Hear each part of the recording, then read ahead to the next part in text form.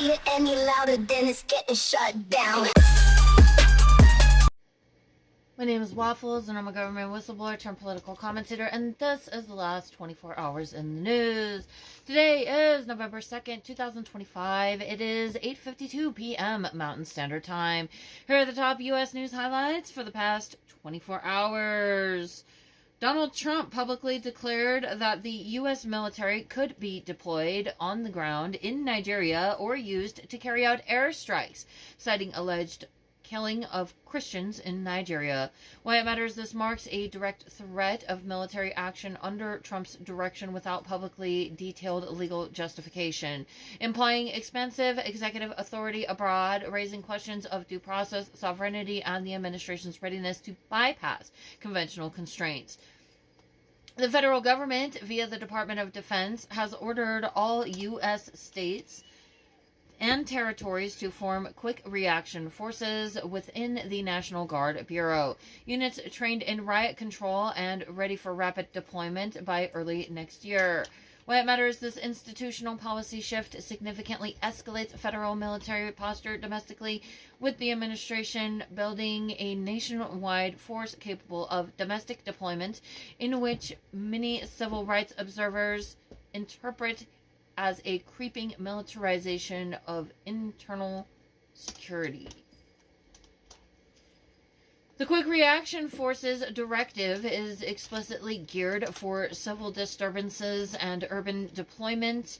The framing links the Guard's mission not just to disaster relief, but to crowd control and unrest suppression, which raises alarm about potential overuse of military-style forces in domestic politics and protests.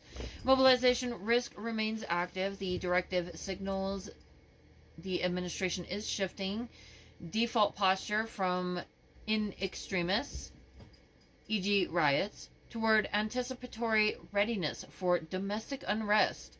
No large new deployment in the last 24 hours, but the institutional build-out is ongoing. By the way, there are two cats who have the zoomies and are playing right now, so if there is weird noises going on, that is what is happening. While no specific new mass mobilization was confirmed today, the policy itself is a civil risk escalation for future events. The administration's push for nationwide rapid deployment Guard units has major implications for state and federal power balance. The states may be required to prepare and supply riot-trained units under federal direction. This shift reduces local and state autonomy in security matters and centralizes control under federal executive authority, weakening local civilian law enforcement oversight and raising concerns about unchecked power. Trump's threat of military action in Nigeria also signals the executive willingness to use force internationally in a less constrained fashion, which may again expand the scope of presidential war and force powers. The utilization of force abroad, especially when tied to rhetoric about religious or ideological groups, could sideline traditional checks, congressional war powers review, and raise global stability risks. While less direct data appeared in the last 24 hours specifically for consumer infrastructure, the rapid militarization and Guard mobilization policy shifts have infrastructure implications, e.g. training, funding, equipment, procurement, and state agencies will face new burdens. State budgets, emergency services departments, and local infrastructure, transport, communication, and public order may be repurposed or stretched to support these forces, affecting public service delivery and civilian readiness.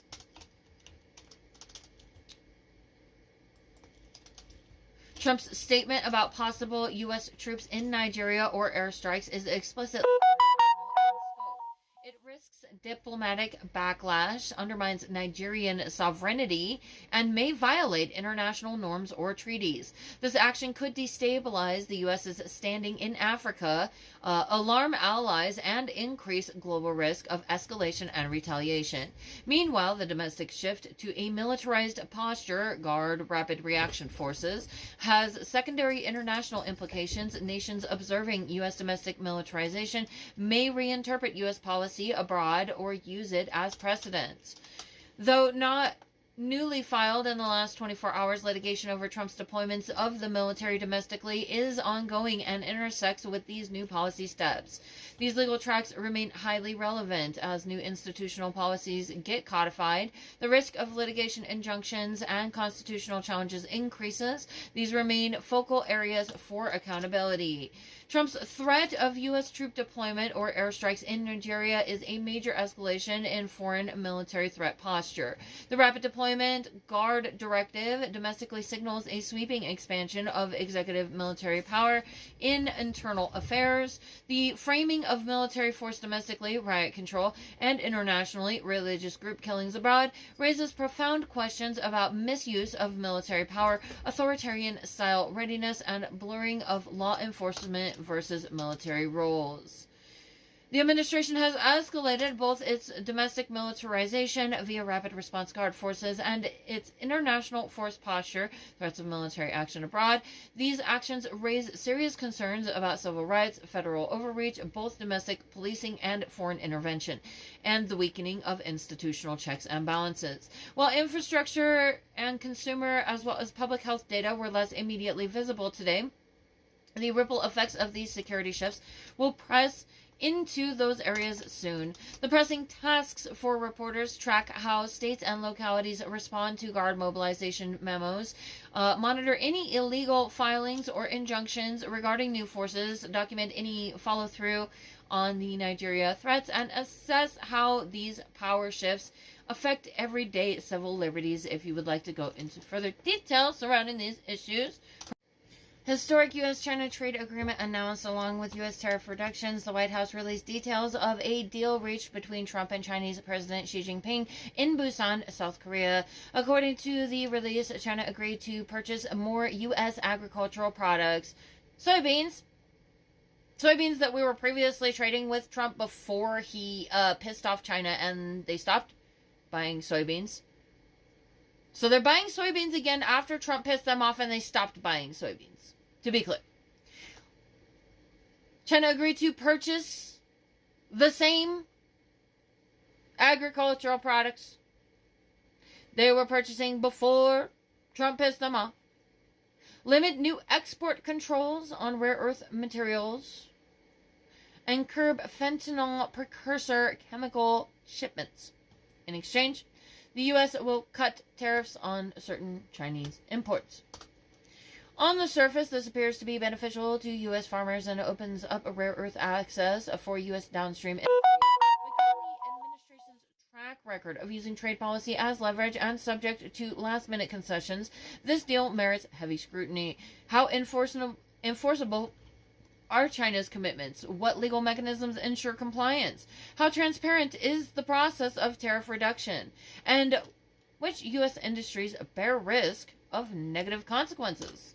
What to watch, the specific tariff lines being reduced, timing of Chinese purchases, and whether existing contracts count, rare earth export, license data, downstream U.S. sectors, agriculture, tech are things to monitor and keep an eye on for impact or red flags. U.S. government shutdown disrupting release of key economic data. Forecasting and analysis coverage notes that the ongoing shutdown is delaying major data releases, including September trade data and the upcoming October jobs report, which complicates accurate assessment of economic conditions. The reliability and timeliness of economic data are fundamental to policy making and market expectations.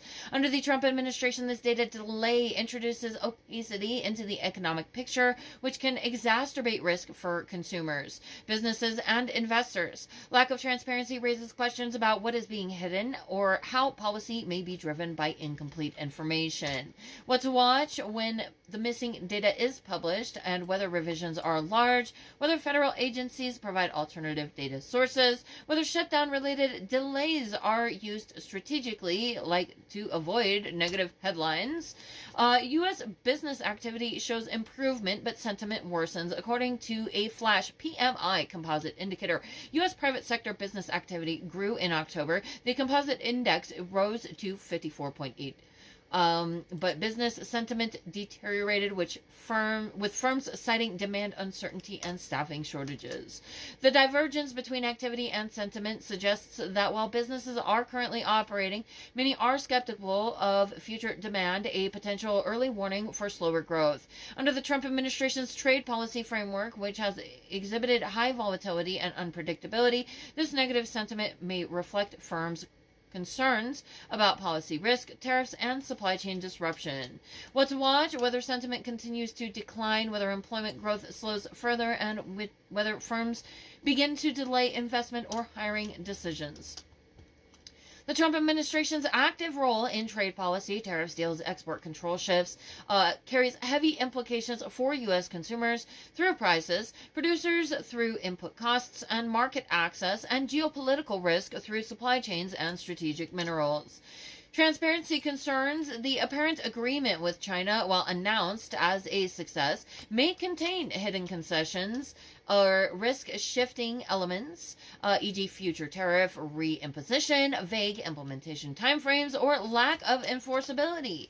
Data opacity concern: the shutdown delaying economic data poses a risk of policy being made or justified in a vacuum and weakens public accountability. Business caution: even as activity remains positive, firms appear to be interpreting the broader policy landscape as uncertain and potentially negative, which could constrict growth from the drag of policy risk rather than traditional cyclical factors. And remember, kids, the stock market is not the economy. Just because the S&P 500 or Dow Jones might be performing does not mean that wages are growing, jobs are secure, inflation is under control, or that people are thriving. I would really like to know where the notifications are coming from, because this interrupts my videos, and if I knew where they were coming from, I would shut them off. Very annoying. Here's the upcoming hazardous weather outlook for the next few days. West Pacific states, Mountain West and Intermountain, daytime highs will gradually rise and peak Tuesday around 75 degrees in some lower elevations. Wednesday brings a cooler high, 62 degrees Fahrenheit, and overnight lows of 41 degrees.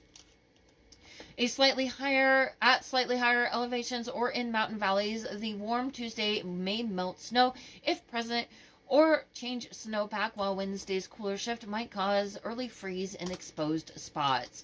Freeze and early frost in elevated or rural areas. Wednesday night, melt water runoff issues if snowpack still present. Wind exposure in higher ridges, though wind not explicitly flagged.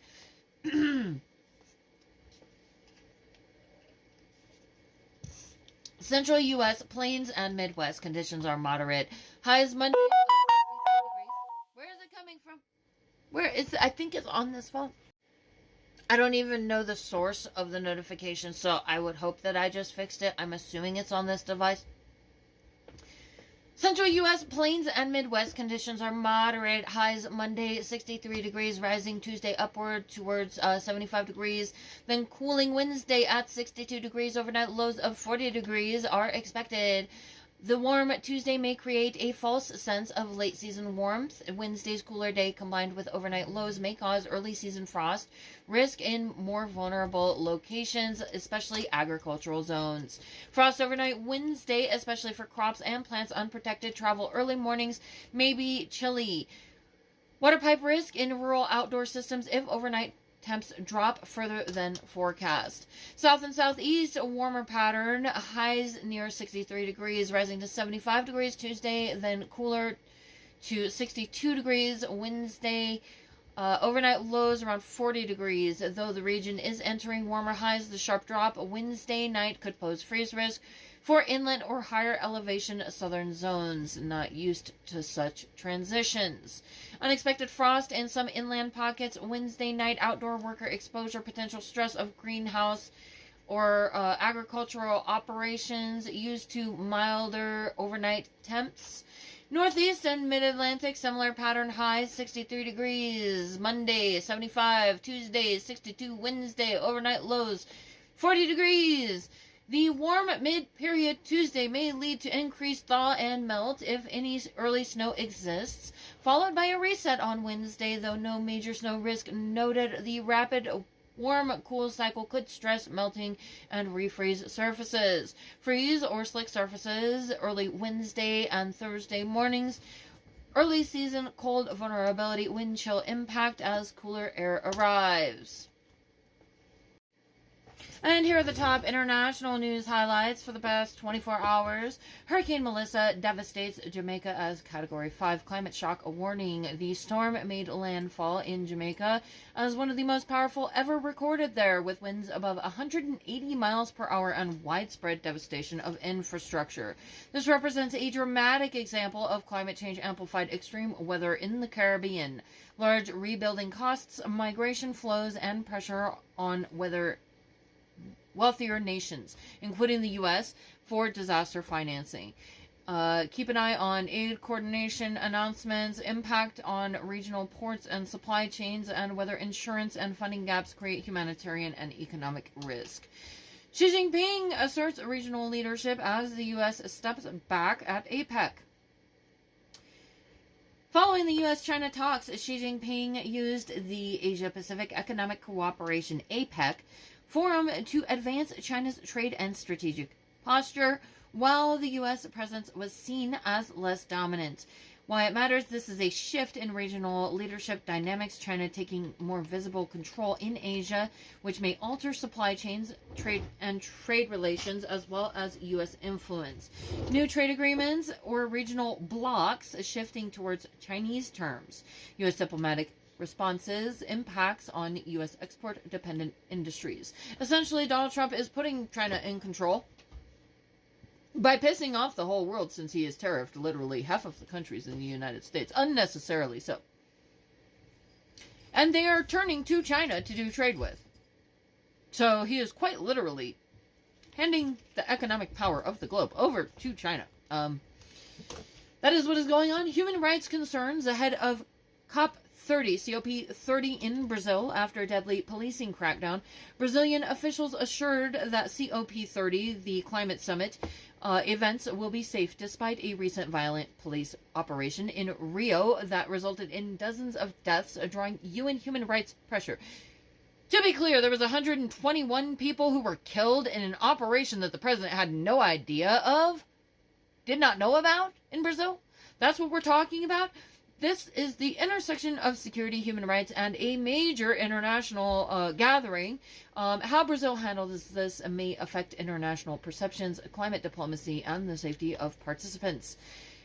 What to watch? Any further revelations about the crackdown, travel advisories ahead of COP30, and whether human rights groups escalate scrutiny or impose boycotts. Yeah, it's a terrorist attack that took place in Brazil, if you ask me. I mean, when I read that, when I look at what happened, that's certainly what it looks like to me. I'm having a hard time believing that this was some sort of gang bust. 121 people could fit into one building. I got no idea what happened. I think the United States is in worse condition than Brazil right now. I think that Brazil has actual leadership at this time. Political reshuffling in Haiti. New national police chief appointed amid crisis. Haiti's government appointed a former presidential palace security chief to head the national police in a move reported amidst deepening security and governance breakdowns. Haiti remains a significant risk zone for regional stability, migration flows, humanitarian crisis, and potential U.S. involvement. Changes in police leadership indicate shifting power dynamics. Whether the new chief improves governance and security, how gangs are armed, or how groups respond, and if the situation triggers increased asylum seeking or regional spillover, will be something to watch. And as far as global economic developments and concerns goes, there's some additional information I'd like to present today. Africa, in its October update, the World Bank reports sub-Saharan Africa's growth is projected at roughly 3.8% in 2025, up from 3.5% the prior year, but this is still seen as inadequate to meet the job creation or poverty reduction needs. Concern: even with modest growth, Africa faces an acute mismatch between workforce entry and decent jobs. The report says only 24% of new workers land wage-paying jobs. Why it matters for U.S. interests: this means risk of increased migration pressure, fragility in partner economies, and fewer stable markets. for U.S. investment. Asia, a recent IMF International Monetary Fund forecast revised Asia's growth outlook upwards 4.5% for 2025, but flagged major risks from trade uncertainty and geopolitical tensions. Concern growth is supportive, but job quality and structural reforms lag. For example, a World Bank report on East Asia and Pacific region warns of job creation quality and raising of vulnerability despite growth. Why it matters: since Asia drives global growth, it's 60% share of it. Any sudden shock or structural weaknesses there affects U.S. exporters, supply chains, and global trade flows. Again, as I previously have been stating in my reports, America introducing the kind of tariffs that Trump has been trying to introduce over China can destabilize global GDP by 7%. For this reason, Trump is destabilizing the global economy. He is pissing the world off. And what it means is that not just here in the United States will civilians be forced to suffer because of the idiot with his tariffs, the whole world will be forced to suffer. We are coming out of a pandemic. The entire globe needs to recover economically. And Donald Trump and his administration are interrupting that process unnecessarily so, and forcing all of us to suffer. Russia's economy is under sharp strain. Recent analysis show technical stagnation, weak private sector investment, high inflation, and war-related fiscal pressures. Concern the war in Ukraine plus sanctions are eroding Russia's economic capacity. Even though some war-related sectors hold up, civilian economy is contracting and growth is near zero. Why it matters: a faltering Russian economy may pivot foreign policy, shift energy export patterns, or create destabilizing domestic pressures, all of which can affect U.S. strategic interests and global markets. This concludes today's report. I'm gonna go now. Everybody stay safe out there. See you later. So the Olympics is great. And Johnny, for the others, the World Cup, Johnny is the head of it. We had our top people, Wasserman. They all came in on the Olympics, and then I saw Johnny. And we got the World Cup, too. And, it's only because they rigged the election that I'll be your president representing you there. I got both of them. I got the Olympics, and I got the World Cup. And I said, it's too bad. One was in 2026, and the other was in 2028. And I said, I won't be there. I won't be your president. But then they rigged the election. And now we won, so I'm going to be your president for the Olympics and for the World Cup. So, Johnny, thank you for the World Cup. And everybody, thank you for the Olympics. We're going to have a great time. Hey guys, don't forget to like, share, subscribe, and comment on my videos. And also, don't forget to check out my shop where you could get this awesome Real Patriots Punch Nazis t-shirt. America, fuck yeah. And if you go to the link tree in my bio on most platforms, it's got links to everything, all of my stuff.